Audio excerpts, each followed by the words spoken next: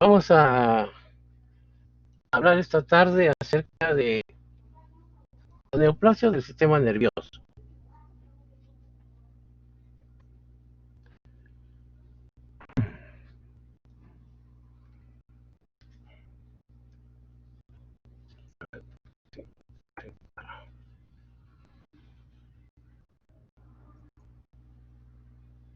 Bien, eh,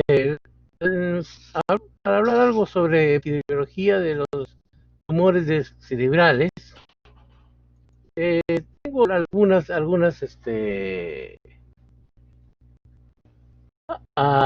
datos que son de incidencia de otros países, porque naturalmente acá en el Perú no tenemos datos eh, que nos lleven a pensar que tenemos pues una incidencia exacta acerca de clases del sistema nervioso. Estos datos vienen de los Estados Unidos, sobre todo este primero que era desde el año 77, que se hizo en Rochester, donde dio que era 14 por 100.000 habitantes por año. Ya cuando se hizo un nuevo estudio ya en todos los Estados Unidos, los 50 estados, se obtuvo en el año 74 de que un 8.2% eran varones y 8.1% por 100.000 habitantes eran mujeres. Eh, en nuestro país, pues, a diferencia de los Estados Unidos, cualquier sujeto que fallece pues no es llevado a que le hagan autopsia. Por eso es que ahí es más fácil hacer estos tipos de estudios. Según el sexo, se ha visto de que las mujeres, tanto como los de raza negra, tienen menos tendencia a tener tumores malignos del cerebro. Los tumores malignos, sobre todo, son en varones caucásicos.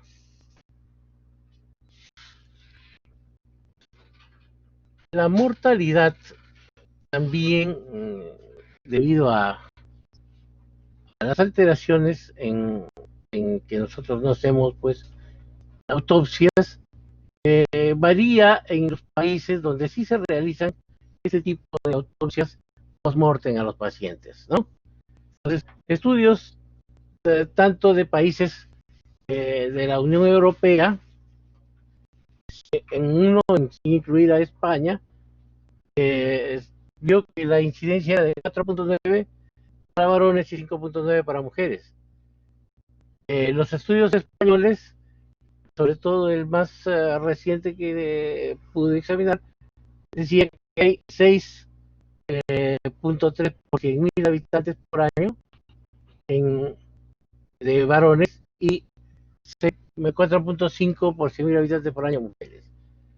Actualmente, nuevas estadísticas, he revisado que aproximadamente en los Estados Unidos, ahora hay más o menos para el 2018, se ha calculado de que ha habido aproximadamente 18 por 100.000 habitantes de incidencia de tumores malignos en el sistema nervioso central, lo que señala más o menos la presencia de 77.000 tumores malignos nuevos en Estados Unidos ese año.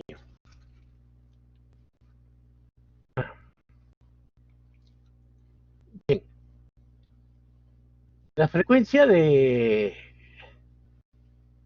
en el Perú, como ven ustedes, los estudios que se hicieron en el INEM, que en realidad pues, el INEM no es todo el Perú, a pesar de que es un hospital eh, que está especializado en cáncer, no puede tener las incidencias de todo el Perú, porque muchos pacientes peruanos, sobre todo en el Ande y en la selva, mueren y ni siquiera se les hace acta de función sobre qué cosa tuvieron.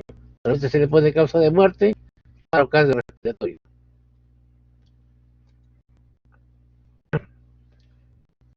Algunos estudios que se hicieron dentro del mismo instituto dieron, como ven ustedes aquí, una incidencia de aproximadamente unos 4 a 16 mil a 19.6 por 100 mil habitantes. Ellos calcularon como una frecuencia de tumores cerebrales dentro del Perú. Lo que sí ellos pudieron observar es que había eh, en estos pacientes eh, había en estos pacientes más que todo incidencias tanto entre los niños, había bastante incidencia, como después de la quinta década de la vida. La etiología, hay algunas enfermedades que predisponen, como por ejemplo, aquí ven ustedes la neurofibromatosis, tipo 1, tipo 2, el von Hippel-Lindau, la esclerosis tuberosa, el síndrome de Turco, etcétera. Muchas de ellas pues predisponen a la presencia de gliomas. Los neurofibromatosis, sobre todo el neurofibromatosis 2, a los neurinomas del acústico. En cambio, la neurofibromatosis 1 a los gliomas cerebrales. Igualmente la esclerosis tuberosa. Algunas cosas en el ambiente pueden ocasionar la tendencia a que el paciente tenga una mayor incidencia de tumores cerebrales. Lo que se ha visto es que las radiaciones ionizantes, eh, sobre todo cuando son dadas cuando el niño es pequeño, o en el caso de que algunos niños con leucemia, sí se ha visto que hay una, una relación directa entre esas radiaciones ionizantes y también la presencia de tumores cerebrales. Pero algunas otras cosas que en estos tiempos se han venido viendo, ha sido el cloruro de vinilo, que es para hacer los plásticos, igual que los hidrocarburos policíclicos y las nitrosurias, que son para las plantas como pesticidas. Las ondas electromagnéticas, como en el caso de los teléfonos celulares, hubo un momento en el cual la OMS en el 2016 lanzó una alerta acerca de ello, pero no se ha comprobado fehacientemente que las ondas electromagnéticas de los teléfonos celulares sean la causa 100% de los tumores cerebrales. Algunos virus oncogénicos, como el virus del Epstein-Barr, pueden producir también tumores cerebrales, como el linfoma cerebral. Eh, Bien, todo tumor cerebral va a presentar pues signos y síntomas. Los signos y síntomas clásicos de un proceso de tumor cerebral son los signos y síntomas relacionados al síndrome de hipertensión intracraneal. Este síndrome de hipertensión intracraneal pues, se relaciona primeramente con dolor de cabeza.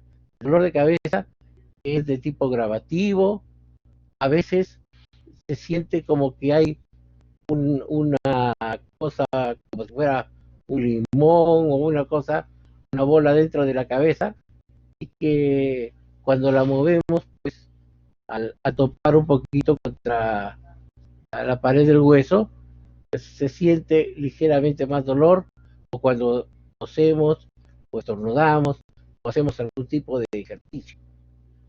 Entonces, las maniobras de Valsalva realzan el dolor de la cabeza.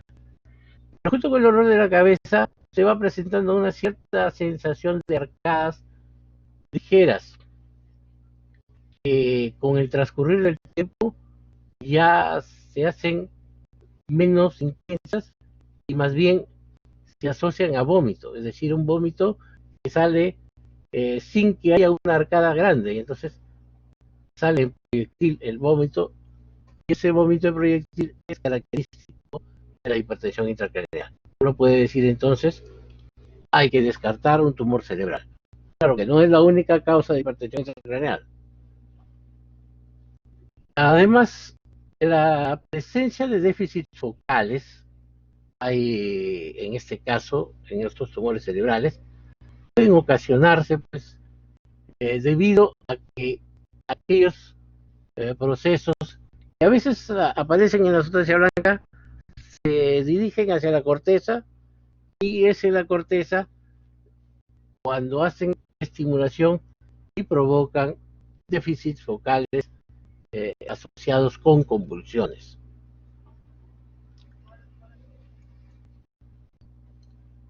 Bien, dentro de la clasificación, yo prefiero usar la primera clasificación asociada a la causa principal filogenética de cada una de las líneas celulares que componen el sistema nervioso. Porque la clasificación nueva, sobre todo la cuarta clasificación del 2016, tiene incluso ya incluye alteraciones tanto de genéticas como también moleculares, hace que muchos de los tumores pues, sean un poco difíciles eh, de, de darles como clase, ¿no? Debido a que muchos de ellos se cambian frecuentemente con una u otra de las características, ¿no? Uno puede ser, por decir, un tumor puede ser que se parezca a un glioma, pero no es un glioma, sino es un astrocitoma. No por la visión que se ve en, en el microscopio con luz, sino porque sus alteraciones moleculares y genéticas son pues de algo del glioma. Pero yo creo que en el caso suyo habría que hablar más que todo, como les dije, de las líneas celulares de las cuales proviene cada, cada tumor y es más entendible así. De todas maneras, les voy a dar una pequeña impresión acerca de lo que es la última clasificación. Los tumores pueden ser gliomas y los gliomas son tumores que se producen por alteraciones de las células de sostén. Las células de sostén son los astrocitomas, pueden ser astrocitomas grado 1, 2 y 3, y el glioblastoma multiforme, que es el grado 4.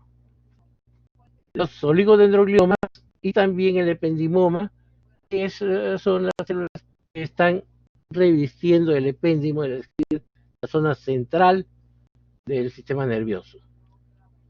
Las meninges también pueden causar tumores que se denominan meningiomas. Los plexos coroideos, los papilomas de plexo coroideo y otros tumores como son los de las vainas nerviosas, los hemangioblastomas y tumores embrionarios del sistema nervioso. Algunos de ellos, pues, con la clasificación nueva, han cambiado ligeramente en su denominación. Bien, la última clasificación pues trae varios, varios cambios mayores en su eh, tanto cambios mayores como aquí se dice otros cambios que son menores en la clasificación. Dentro de los cambios mayores, algunos de ellos pues están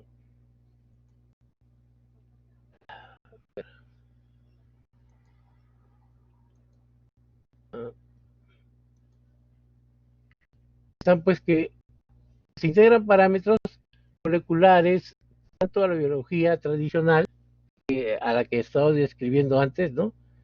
Para diagnosticar los tumores del sistema nervioso.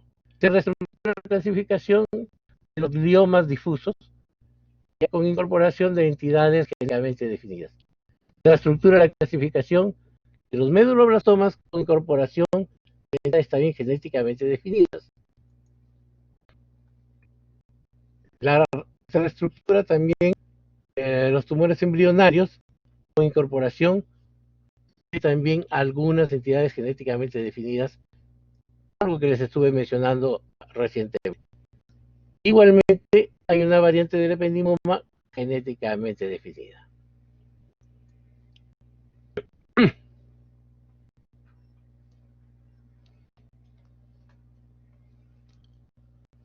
Bueno, estos son otros factores pequeños que también se pueden asociar. Todo, yo lo que resaltaría más es esto de tumor leptomeningio difuso, que es de característica glioneural.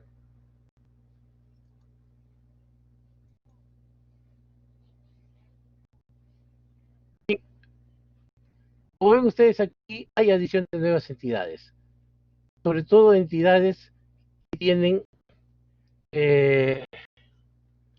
esta alteración IDH type, ¿ya? Es la isocitrato de deshidrogenasa, tipo wild type, isocitrato de deshidrogenasa mutante, en lo que son los glioblastomas. Los gliomas difusos de la línea media también, ¿no? Con esta mutación H3K2-7M.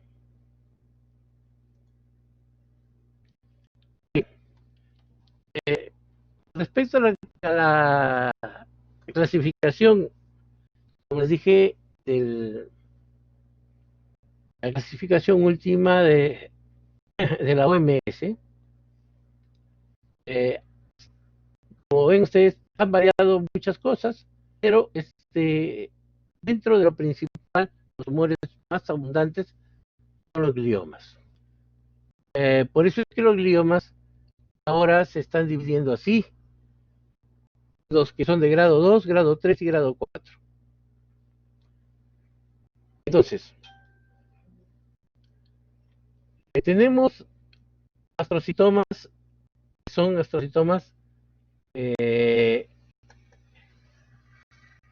astrocitomas de bajo grado, que son los de grado 2.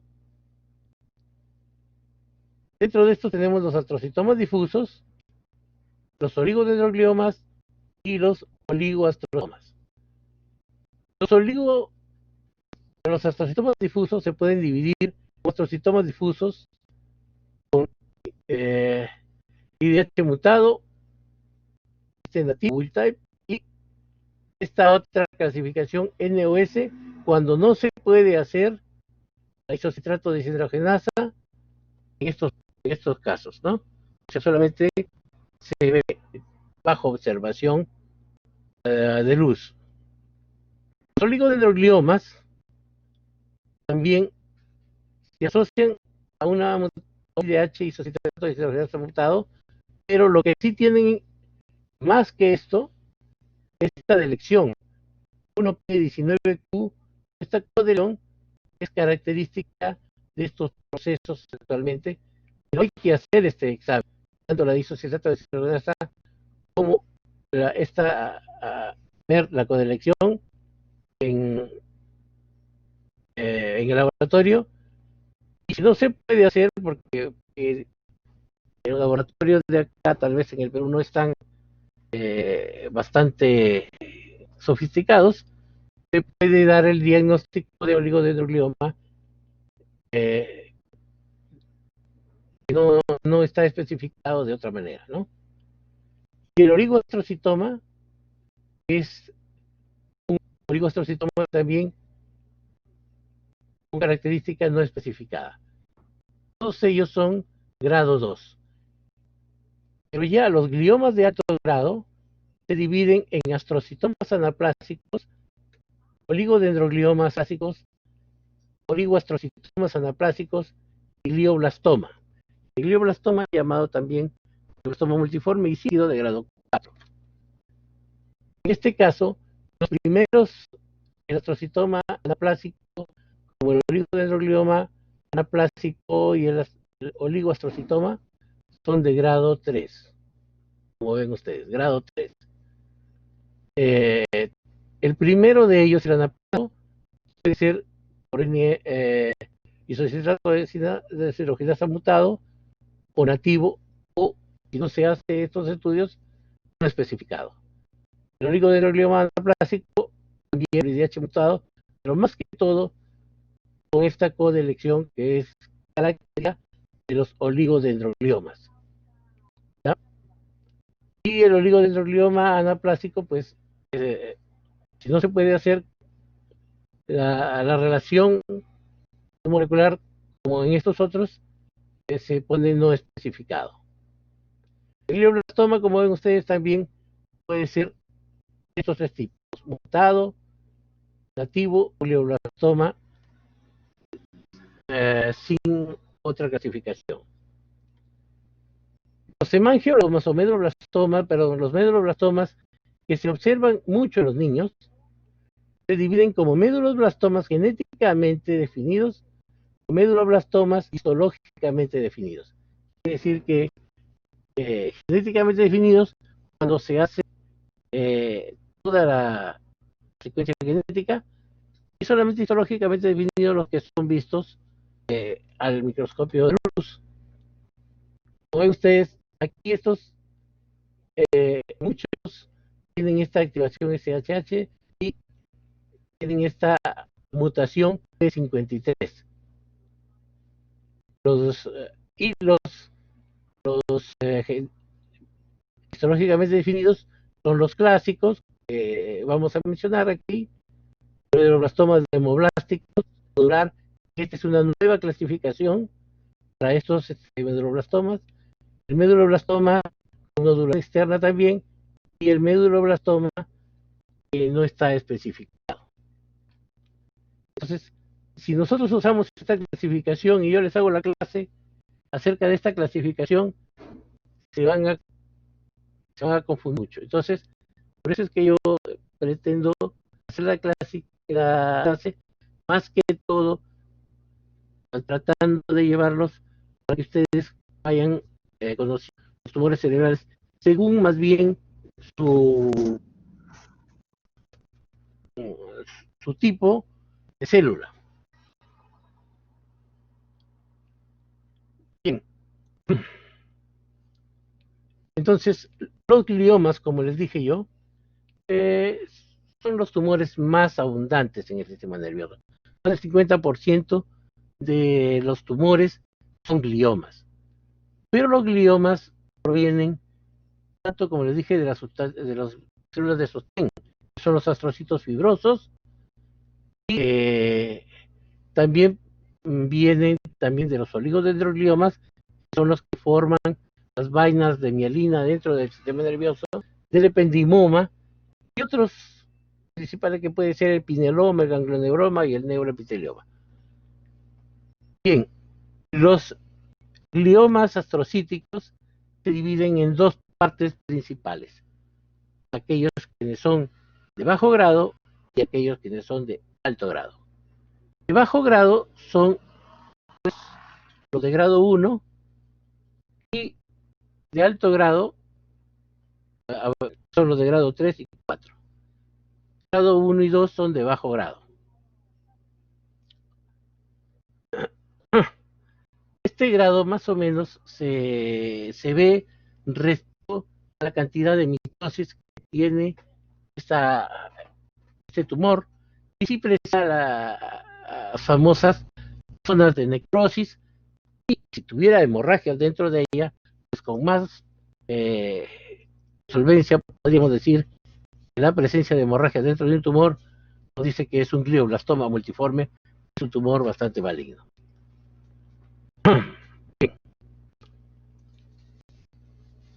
Los astrocitomas se presentan en los de bajo grado en un 20 a 30% de pacientes.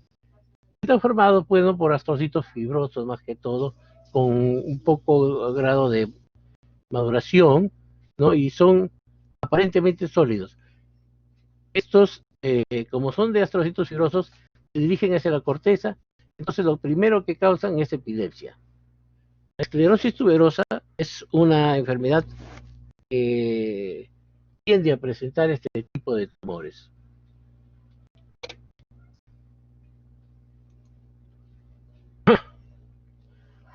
Bien, algunos tumores llamados pilocíticos se asocian tanto al tercero como al cuarto ventrículo. Entonces, ¿cómo se asocia al tercer ventrículo este tumor pilocítico que se encuentra flotando dentro del líquido cefalorraquídeo y obstruye la salida del líquido y presiona también eh, las regiones mediales del cerebro? Entonces produce este síndrome que se llama síndrome de Froelich. Este síndrome de Froelich, pues, tenemos que tener en cuenta que es la falta de maduración sexual, obesidad, alteraciones del sueño vigilia, hipotirotermia, trastornos vegetativos. El tratamiento de estos tumores es la extirpación quirúrgica amplia y la radioterapia. Bueno, aquí en este caso sí ha visto muchos estudios, se está todavía realizando estudios acerca del tratamiento de estos tumores.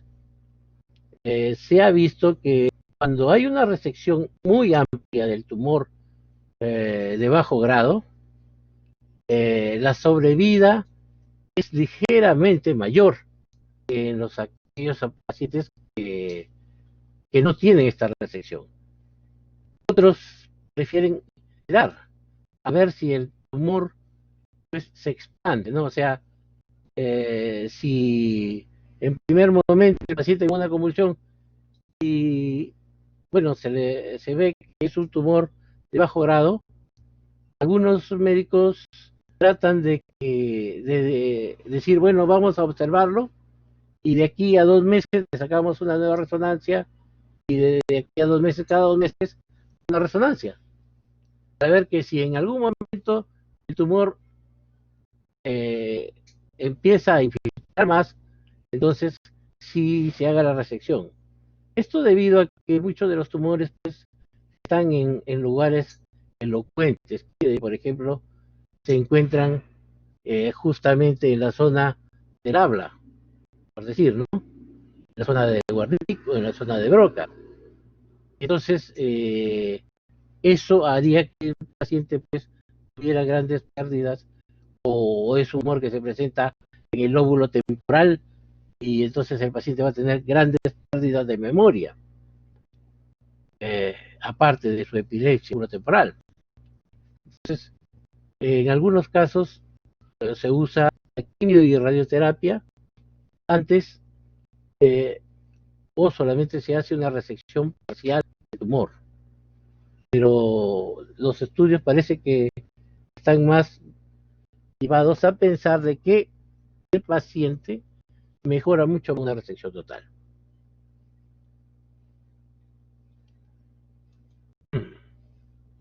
Bien, aquí es para que puedan observar la presencia del tumor.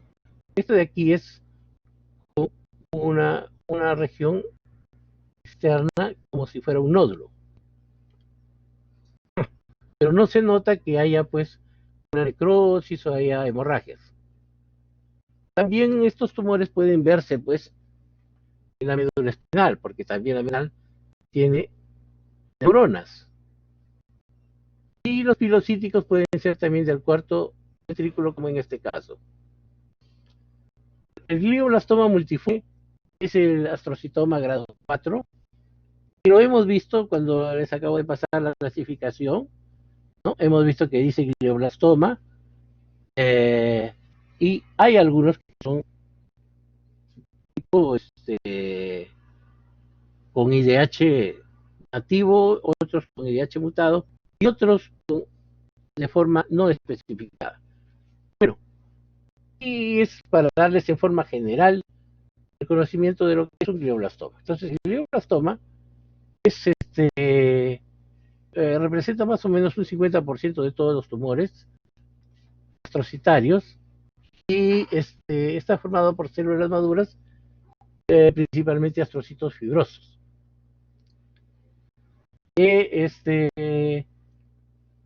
La incidencia se presenta entre los 30 y 50 años y es muy frecuente la presencia a nivel de las regiones frontales y temporales. El crecimiento es muy rápido y por eso es que mata rápidamente al sujeto. Cuando se ve macroscópicamente ya en las salas de autopsia, el adicto es con una consistencia variable, es decir, ni duro, blando, y tiene focos de necrosis, que es zonas oscuras, y zonas hemorrágicas y degeneracionísticas, o sea, quistes dentro del mismo tumor. La microscopía muestra pues un tumor que es muy celular, con mucha dosis, sobre todo un núcleo muy pleomórfico. ¿Ya? Y hay lo que se llama hiperplasia endotelial, porque eh, el, una, hay una proliferación de los vasos sanguíneos debido a que se estimula la producción de las células que producen los vasos sanguíneos.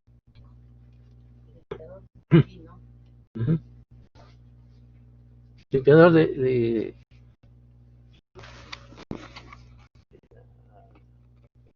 sí. Casetera, sí, casetera.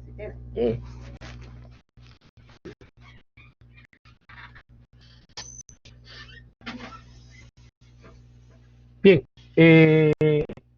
la tomografía pues se nota una lesión hipodensa que tiende a ser en ala de mariposa el edema, de tal manera que eso lo identifica, porque quiere decir se está yendo de un extremo al otro del cerebro.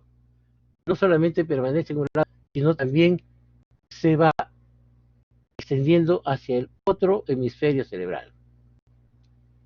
En la evolución clínica, pues, hay hipertensión intracraneal, los síntomas focales que se presentan y hace metástasis en un 35% de las veces.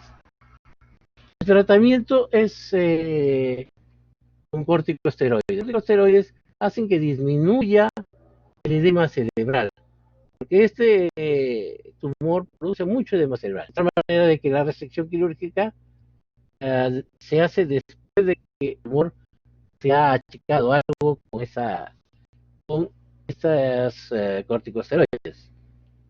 Y la radioterapia también es uno de los, una de las formas de tratamiento.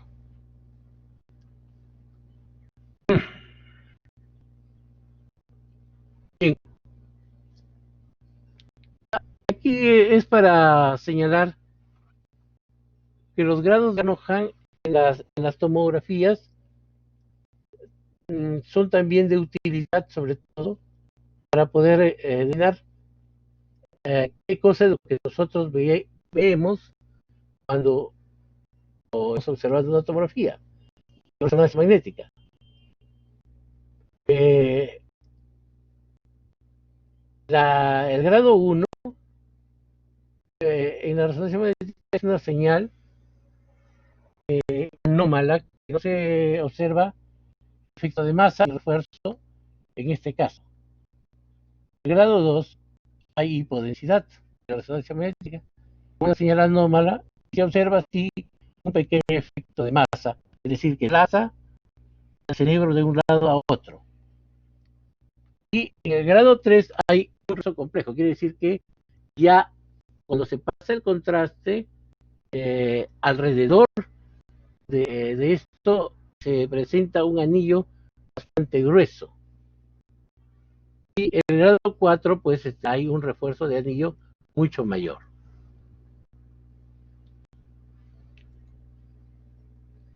Aquí se ve, como ven ustedes, el anillo, ¿ya? Y se ve también el edema tanto de lado como para el otro lado, que indica casi como si fuera de mariposa. Por eso es que se llama edema en ala de mariposa en el caso del glioblastoma multiforme.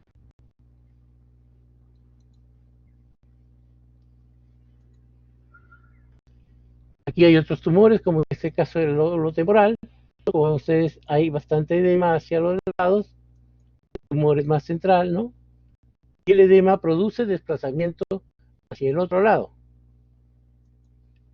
Bien, seguimos con esto. Y cuando el paciente muere, lo que hay es que el lupus del hipocampo, que es esta zona, presiona al tallo cerebral y lo lleva hacia el otro lado, causando lo que se llama una hernia. Se ve pues las zonas rojizas que son hemorragias y las zonas negras que hay necrosis dentro del tumor. Se ve que hay necrosis media y bastante cantidad de tumor hacia afuera, ¿no? Mucha pleomórficos, aquí un tumor frontal. Antes de sacar el tumor, ustedes se ve el cerebro bastante hinchado y sobre todo esta zona con una serie de vasos grandes que van llevando mucha sangre hacia el tumor. De tal manera de que cuando se saque el tumor queda una zona muy sangrante debido a la cantidad de vasos que tiene el tumor. Pero esta es la microscopía, la cantidad de vasos que ven ustedes en el microscopio. Bien, hay otros gliomas también similares a estos gliomas de grado bajo y que también tienen su lugar en también, como son por ejemplo los gliomas del tronco encefálico. Estos gliomas son, a pesar de que sean de un grado no tan alto, este tumor tiene tratamiento específico porque no se puede cortar el tronco encefálico. El paciente moriría de inmediato. Entonces, el tratamiento en este caso es la radioterapia y quimioterapia. En el caso de los tumores, el glioma cerebral, hay que sospecharlo siempre y cuando el paciente tenga varios tipos de parálisis. Puede ser parálisis, por ejemplo, del recto externo y otra parálisis del facial del lado contrario.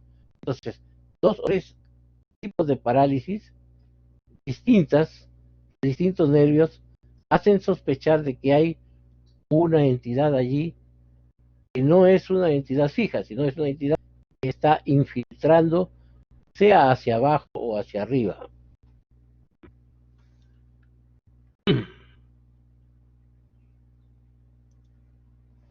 Ahí está el tumor, ¿no? Se ve en esta zona media, ¿ya? Y se nota aquí en esta región desde acá. Causa hidrocefalia, por supuesto. El glioma del nervio óptico es también otro tumor.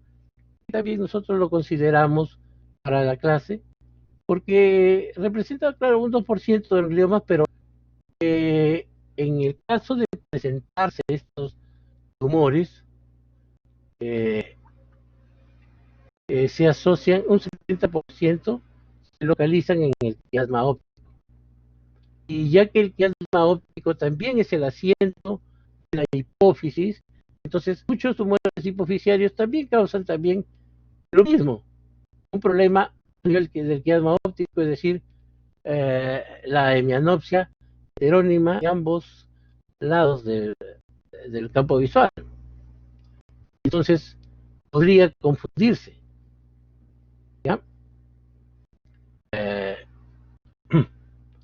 Pero este es un astrocitoma bastante diferenciado. Los síntomas, como ven ustedes, si aparece en el nervio óptico de un ojo, puede causar un escotoma, pero o estrabismo, incluso porque si hay proptosis. Pero si es ya más hacia adentro, puede causar la alteración a nivel del quiasma óptico. Y una disfunción neuroendocrina si es que presiona a la hipófisis. El oligodendroglioma, como habíamos visto también en la última clasificación, los oligodendrogliomas tienden a tener ahora molecularmente, quieren hacer eh, la alteración de la isocitrato deshidrogenasa. La isocitrato deshidrogenasa pues es uno de las partes del ciclo de Krebs, ¿no? Que evita la formación de de algunas proteínas. Entonces, en este caso, hay isocitrato de deshidrogenasa en algunos, pero son pocos casos, porque los oligodendrogliomas no se caracterizan mucho por este trastorno, sino se caracterizan por la coelección 1p19q. Esta, esta característica hace pues que se pueda diagnosticar al oligodendroglioma, porque aparece esta coelección en la gran mayoría de ellos, casi en un 70-80%. Bueno, representa un 5% de todos los gliomas, ¿no? Y la patología macroscópicamente son de consistencia firme, aparentemente nodulares, ¿no? Tienen algunas necrosísticas, pero aquí dice clasificación de según un 50% de las patologías, pero en otros libros he encontrado yo que es aproximadamente entre 20 y 25% la cantidad de calcificaciones que se presentan en este tumor. En la microscopía, como ven ustedes, son células de aspecto uniforme, llamado LAX, etcétera, pero tienden a infiltrar. En muchos casos infiltran hacia la corteza. La epilepsia es una de las formas en las que se diagnostica por primera vez. Es decir, el paciente que no tenía nada, de pronto empieza a convulsionar.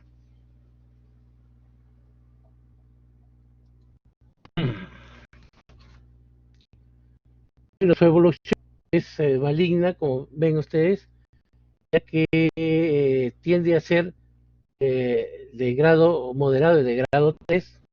¿Ya? Y la extirpación quirúrgica es el tratamiento.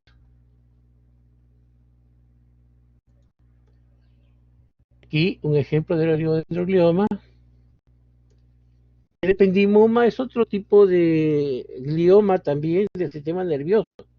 Actualmente existe en la clasificación nueva un tipo de ependimoma nuevo que ellos han determinado según la clasificación, pero no es especificado en este caso, ¿no? Eh,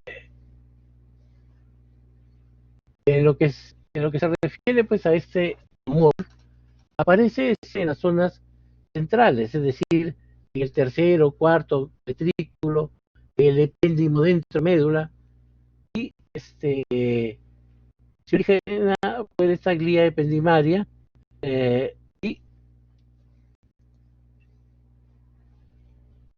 sobre todo son grisáceos y nodulares. Cuando son de tipo asociados a las raíces nerviosas, eh, en este caso, a veces se asocian a las raíces nerviosas y se juntan y se pegan a las raíces nerviosas de tal manera que es imposible sacarlos sin arrancar al nervio. Entonces, muchas veces hay que cortar esas raíces nerviosas del paciente con bastantes defectos.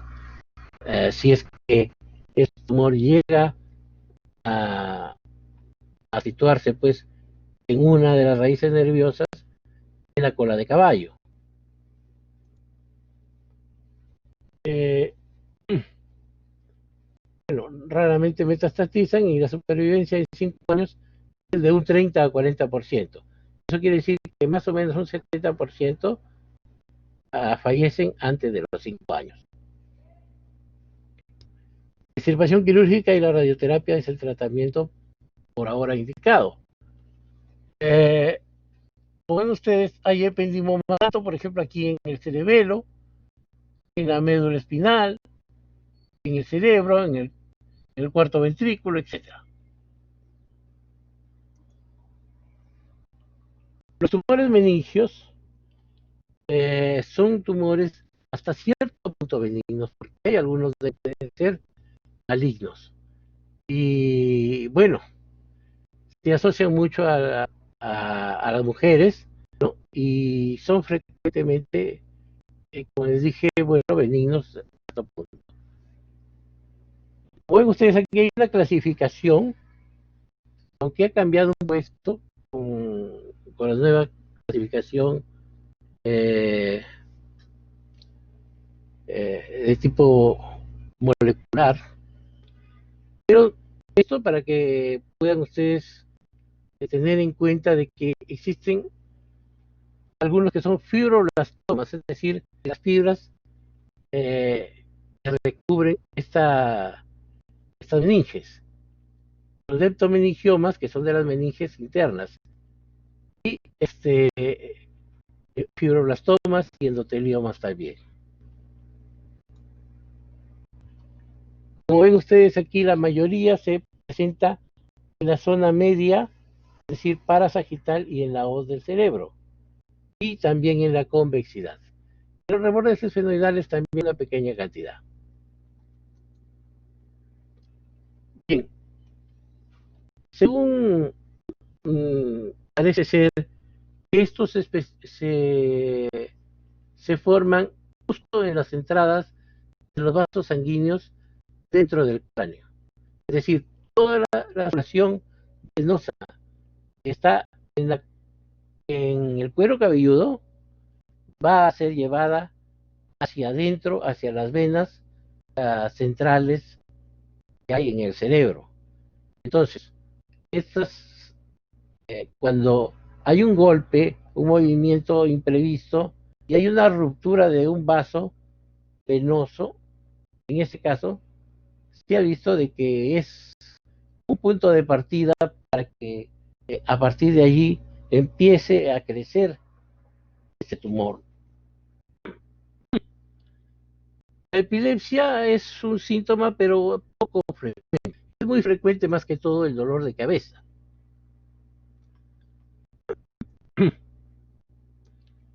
Pero como ven aquí, son redondos, lisos, nodulares, de consistencia firme, etcétera, y que aparentemente forman un tumor benigno que no invade al sistema nervioso. Sin embargo, cuando ya se lleva a la patología, como ven ustedes aquí, existen varios tipos. Desde los incitiales, los transicionales, los angioblásticos, ya tienen cierta malignidad, y los que son altamente malignos, con frecuencia pues invaden la corteza. Y la tomografía pues muestra como si fuera un foco asociado al cráneo, ¿no? En el cual sin contraste no se nota mucho, pero con contraste se enciende intensamente de color blanco. ¿Ya? Puede haber calcificaciones en 10%, y las recidivas después de que el paciente es operado está en más o menos un 10%. Aquí, para que vean ustedes algunos tipos de meningiomas, tanto meningiomas también basales, como el meningioma que es la convexidad, ¿no? Esto es la convexidad y esto es la línea media. Entonces, este meningioma abarca tanto la línea media como la convexidad. Estos son del clivus y que está presionando incluso el tronco encefálico. Y no hay que olvidar que también existen meninges a nivel de médula, así que ahí también se pueden presentar meningiomas. Y también alrededor del ojo también hay meninge, alrededor del nervio óptico, y también debajo de los lóbulos temporales. Esta es la forma de roseta clásica de los tumores benignos, sobre todo los meningiomas de grado benigno. El papiloma de plazo coroideo es un tumor que se presenta de estas células que producen el líquido cefalorraquídeo. Naturalmente es difícil el diagnóstico en este caso, porque el diagnóstico se basa más que todo en el síndrome de hipertensión intracraneal, que se debe al exceso de líquido cefalorraquídeo. Y el exceso de líquido cefalorraquídeo pues lleva a que el paciente tenga estos síntomas de dolor de cabeza frecuentes que uno no sabe qué hacer hasta que se le toma una tomografía y sale pues que es un tumor de papiloma de plexo corroideo, cuyo tratamiento pues es la resección quirúrgica, ¿no? Y está pues sin contraste y con contraste el papiloma de plexo corroideo.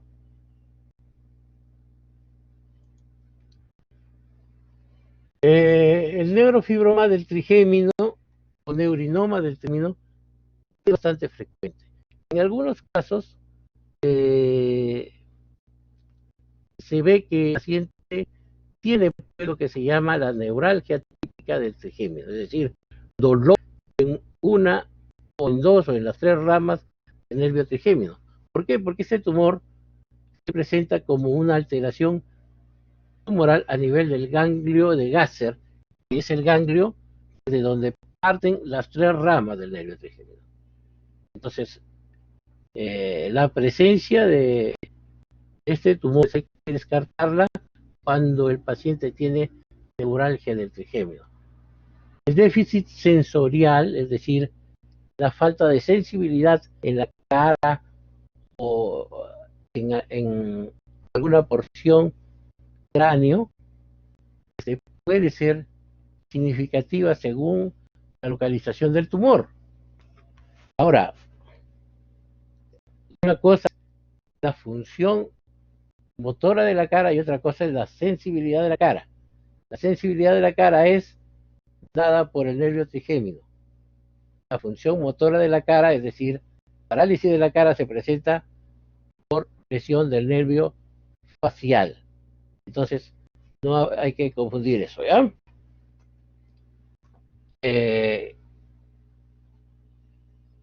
Puede haber atrofia de los músculos de la masticación y algunas alteraciones de los nervios que rodean al quinto nervio craneal en su salida fuera del sistema nervioso, en su salida aparente. La radiografía de la base del cráneo muestra el tamaño engrandecido de los agujeros, sea el oval o el redondo por donde sale la segunda y la tercera rama del nervio trigémino. En la imagen se nota una hiperdensidad localizada en el ganglio de Gasser. El diagnóstico diferencial están esos que ven ustedes ahí, pero aparte de metástasis del trigémino, nosotros creo que no son muy buenos como diagnóstico diferencial. La extirpación del tumor es el tratamiento. Aquí ven ustedes el ganglio de Gasser, como resalta en la resonancia magnética. El neurinoma del acústico es importante porque muchos pacientes con neurotosis, sobre todo de tipo 2, tienen este neurinoma del acústico y algunos sin neurofibromatosis tipo 2 también. Ahora, es el 90% de todos los tumores del ángulo cerebroso. Está formado por algunas células de Schwann que proceden del poro acústico.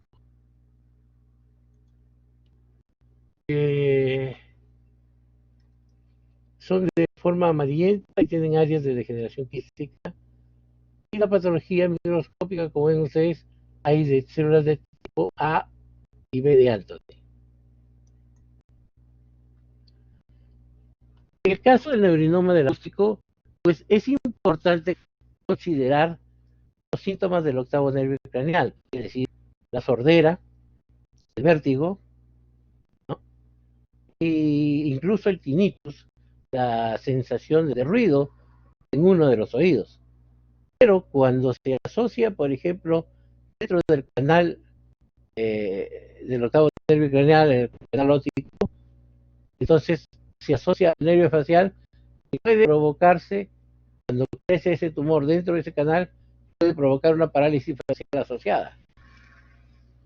Y junto con esa parálisis facial, también puede haber alteraciones del gusto, es decir, geusia. Y problemas también de lagrimeo de de las lágrimas, sobre todo a nivel de los ojos, en las partes, hay pocas lágrimas. Pero cuando aparece más hacia atrás, puede asociarse también a alteraciones del quinto nervio craneal. Entonces, puede haber también alteraciones, como por ejemplo alteraciones de la sensibilidad del quinto nervio craneal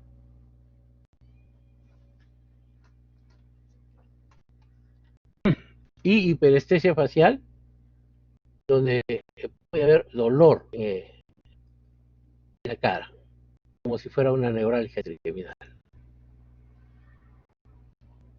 El diagnóstico diferencial es con todos estos que están acá. Yo creo que el colesteatoma es uno de los tumores bastante frecuentes que se confunden mucho con ese tipo de tumor. La separación quirúrgica es el tratamiento.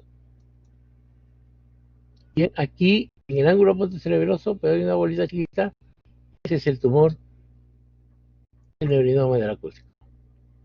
Los tumores vasculares, que si bien no son en sí tumores verdaderos, muchos de ellos, como son, por ejemplo, los aneurismas, pueden provocar señales como si fueran tumores. Otros son, sí, verdaderos tumores por su tamaño vascular, como los hemangioblastomas, pero hay otras tumoraciones que son benignas, como el sinus cráneo o las telangiectasias, las malformaciones arteriovenosas.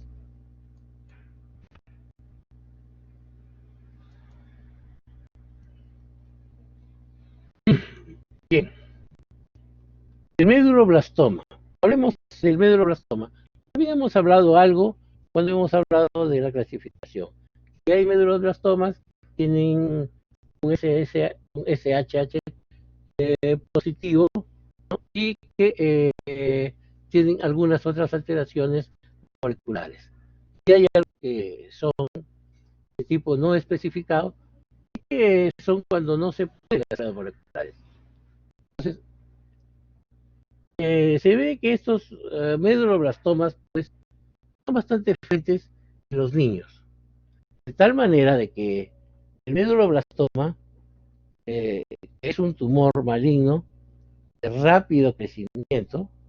Se presenta pues en unas 3 o 2 semanas, en las cuales el niño empieza a tener caídas frecuentes y empieza a también dolor de cabeza, náuseas, vómitos, y a veces el padre lo lleva porque cree que es una jaqueca o piensa que está mal del estómago por los vómitos y es que tiene un tumor cerebral. Bien, el origen es neuroepitelial del cuarto ventrículo y su tipo celular es microscópicamente muy parecido al glioblastoma multiforme. Formas pseudorosetas, hay hipercromáticos con gran citoplasma, muy celular. Algunos de ellos tienen botones de donde parte la alteración, pero estos son algunos de ya vistos en la nueva clasificación, como les dije. Eh, bueno, siempre causa hipertensión intracraneal y disfunción cerebelosa, es decir, ataxia frecuente. Por eso son las caídas. En la tomografía se nota la masa hipodensa, ¿ya? Homogénea, se resalta con el contraste. La resección quirúrgica, radio y quimioterapia es el tratamiento, pero el tratamiento se realiza muchas veces hace retroceder al tumor por algunos años, 2 o 3 años, y de nuevo vuelve, pero cuando regresa, regresa muy agresivo, de tal manera de que la supervivencia de este tumor en los niños es bastante poca, ¿no? Muy pocos de ellos pueden llegar a los 15 años.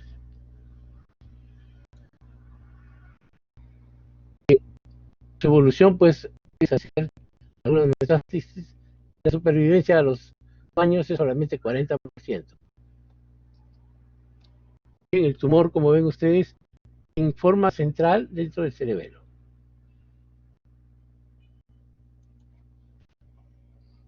Los tumores de la pineal son tumores de una glándula que se localiza en la zona posterior y superior del cerebro, ¿no? Por encima pues de los folículos superiores. Esta glándula tiene distintos tipos de células, por lo tanto sus tipos de tumores que puede tener son distintos, desde germinomas, es decir, células germinales, hasta por decir tomas que tienen piel, grasa, dientes, o puede ser un dermoide, epidermoide, otros diversos, incluso como si fuera un coriocarcinoma.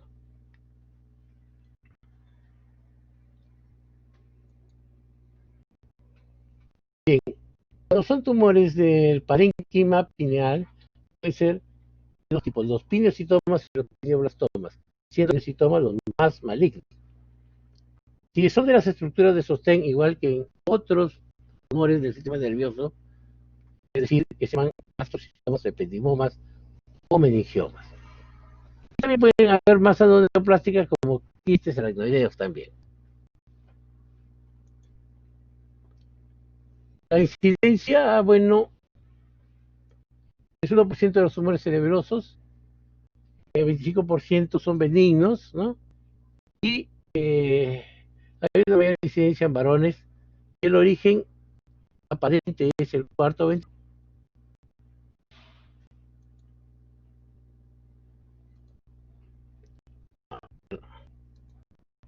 Como ven ustedes, los síntomas son variables, desde la cefalea y sobre todo el síndrome de Parinot.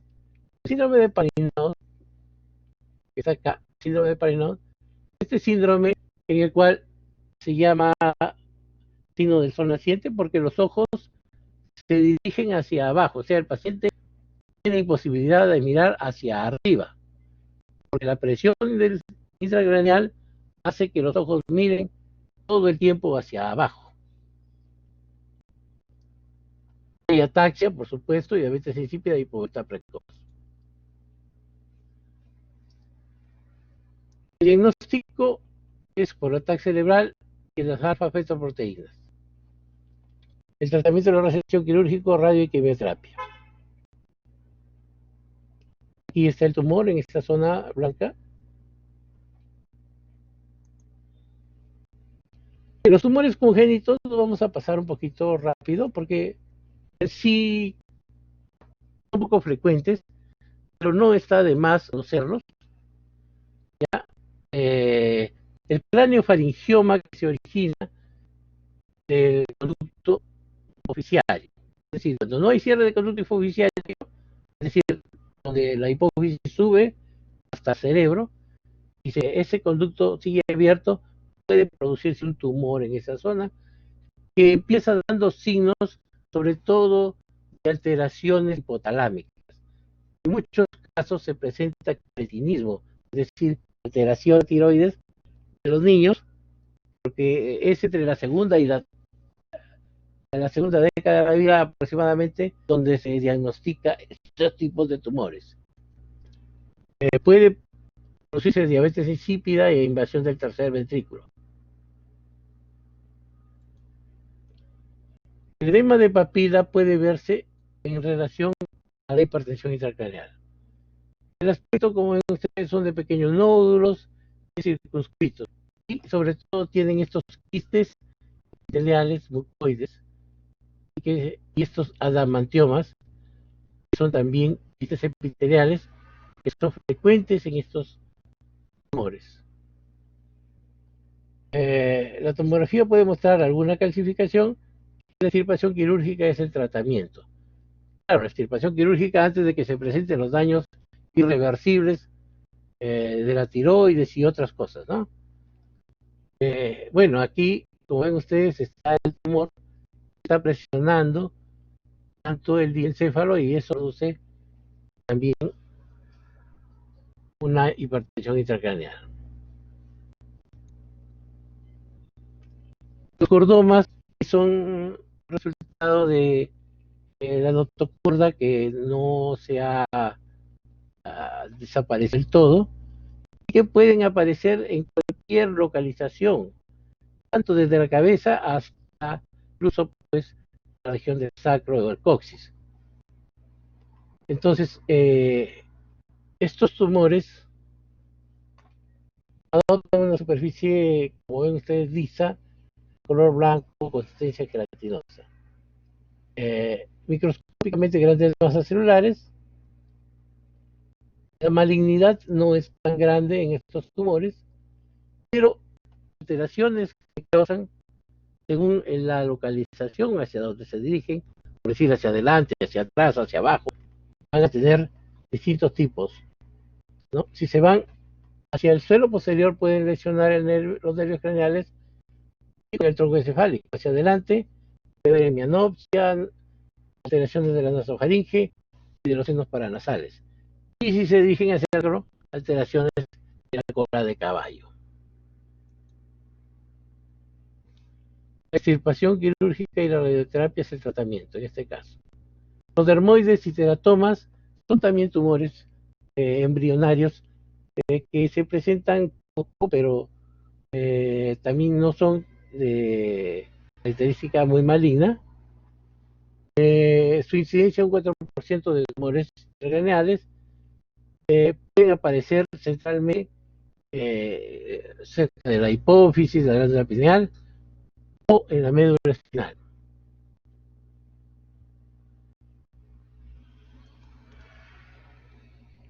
Su aspecto macroscópico es de tamaño variable y una degeneración quística. La tomografía muestra algunas clasificaciones y tratamientos de extirpación quirúrgica de este tumor dermoide o teratoma. Ahora hablemos algo al final sobre las metástasis. Ya que hemos hablado sobre los tumores primarios del cerebro, las metástasis no están lejos de producir daños también dentro del sistema nervioso. Por lo tanto, hay que sospechar metástasis cuando tenemos nosotros signos cerebrales, es decir, cefalea, náuseas, vómitos. Tengo un paciente que tiene otro tumor en otro lado, por decir, en el pulmón, en la vía respiratoria y en la mama. También es frecuente en los pacientes que tienen melanomas, pero y son los más frecuentes: pulmón, vías respiratorias y mama. El melanoma es algo más raro, pero si existiera melanoma, los signos cerebrales son muy, muy graves en este caso. Cuando es un paciente con metástasis cerebrales, puede observarse que las metástasis están en distintos tipos de evolución. Algunos con una evolución bastante grande, otros que recién se presentan, otros muy pequeñitos como este, y otros que están ya en anillo, pero no son tan grandes como el de acá arriba. Entonces, eso indicaría que este tumor, sea del lado derecho, del lado izquierdo, por ejemplo aquí en este lado izquierdo, al otro lado, arriba, ¿no?, es indicativo de que es probablemente una metástasis.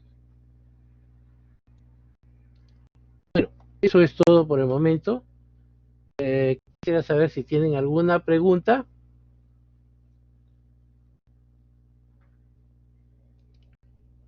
¿Alguna pregunta?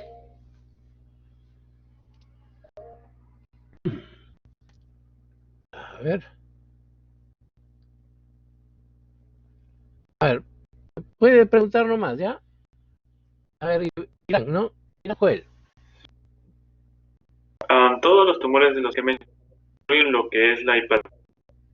Pero puede existir alguno de los tumores, tal vez los metastáticos, que no incluyen los que van a pasar de forma inadvertida. No lo he escuchado mucho, se ha escuchado muy entrecortado. ¿Puede repetir? A ver. Sí. Me refiero de que si algunos de los tumores ya que haya mencionado no necesariamente tengan que cursar con síntomas que incluyan de hipertensión endocraniana y puedan llegar a pasar desapercibidos para el paciente. ¿Puede llegar a suceder esto? ¿Todos los tumores llegan a presentar estos signos característicos? Bueno, miren, todos los tumores presentan un grado de hipertensión intracraneal. Algunos muy tempranamente, otros un poco lejos. Pero algunos de ellos, por decir, después de varios años se puede diagnosticar, como por ejemplo los tumores, algunos de ellos de los recubrimientos meningios. Un meningioma a veces es tan pequeño como una arvejita o una lentejita, pero con el transcurrir de los años empieza a crecer y después de 5 o 10 años toma, por decir, el tamaño de una aceituna. Y entonces el paciente en ese interín ha ido presentando algunos jaquecas, dolores, se le ha ido presentando, pero no le ha dado mucha cosa porque tomando una pastilla de aspirina se le pasa. Pero cuando ese pequeño tumorcito tamaño de una oliva empieza a crecer, pues, y toma el tamaño, pues, de una naranja, entonces allí sí ya el paciente tiene que presentar dolor de cabeza. O sea, siempre hay el síndrome de hipertensión intracraneal, que a veces es poco al inicio, poco intenso, pero se va a presentar siempre. O sea, es un dolor distinto a los otros dolores. El dolor de un tumor cerebral es un dolor que no se parece a la jaqueca, porque la jaqueca, conforme nosotros la podemos diagnosticar ahora, incluso con la tercera clasificación de las cefaleas, la jaqueca es un dolor, por ejemplo, pulsátil, que se asocia a náuseas, vómitos, pero después del inicio del dolor de cabeza. Puede tener pródromos como no, que no siempre, pero es frecuente hallar que el paciente tiene cierto grado de fotofobia y sonofobia, que tiene que durar cuando menos 4 horas sin tratamiento. Entonces, ese dolor de jaqueca a veces no es el mismo. El paciente ha presentado jaquecas durante toda su vida y recién de los 30 años ha notado de que presenta ya un dolor un poco distinto.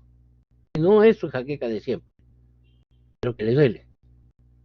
Entonces, claro, no vas a esperar que el paciente llegue a la hipertensión intracraneal grave con lo que se llama síndrome de Cushing, es decir, con bradicardia, bradisiquia, bradisfignia. Entonces, en ese caso, digamos, el paciente está casi para morir con esa hipertensión intracraneal grave. Ahí cualquiera lo diagnostica el tumor. Lo difícil es diagnosticar el tumor cuando está todavía pequeño. ¿Ya? No sé si ha sido bien la respuesta para ti. En ese caso de que, bueno, pensando de que fuera un tumor pequeño, hay como maneras para poder diagnosticarlo, pero sin que pueda llegar a una gran evolución del tumor. O sea, como como prevenciones primarias para ver si puede tener o no tumores. ¿Cómo se diagnostican los tumores? Uno se diagnostica, bueno, por los signos y síntomas, pero también se puede diagnosticar, pues, haciéndole una resonancia magnética al paciente. Una resonancia magnética con contraste puede darte ya una idea de si hay algún tumor. Pero los tumores, por lo general, por ejemplo, los glioblastomas, tienden a tener en T1 o mostrarse como zonas hipodensas, y con el T2 tienden a resaltar un poco de su forma del tumor. Claro, haciendo pues flare, etcétera, se nota mucho mejor pues un tumor, ¿no? Resalta mucho más. Se nota una zona blanca y el flare. Entonces, sería pues una forma de que si tú quisieras decir ya, quiero diagnosticarme si tengo un tumor, hazte una resonancia magnética, ¿no?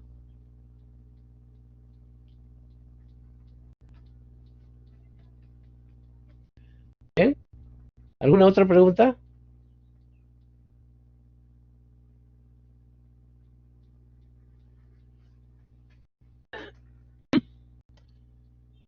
Bueno, espero que haya sido de utilidad esta clase. Entonces vamos a parar la grabación.